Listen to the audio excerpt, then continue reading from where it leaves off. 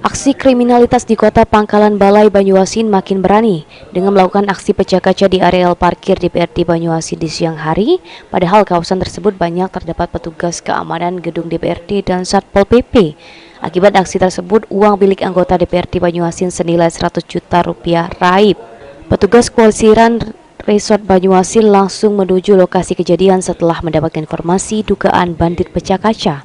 Di lokasi petugas melihat bekas kejahatan pecah kaca di bagian pintu sopir pada satu unit minibus yang dimiliki oleh Darwani, salah satu anggota DPRD Kabupaten Banyuasin dari fraksi Gerindra Dapil 4. Akibat uang yang baru saja diambil dari Bank Sumsel Baba senilai 100 juta rupiah raib diambil kawanan bandit, Kasat Reskrim Polres Banyuasin AKP Wahyu menerangkan melalui pesan WhatsApp jika kini pihaknya telah memeriksa sejumlah saksi dan kasus tersebut tengah serius ditangani.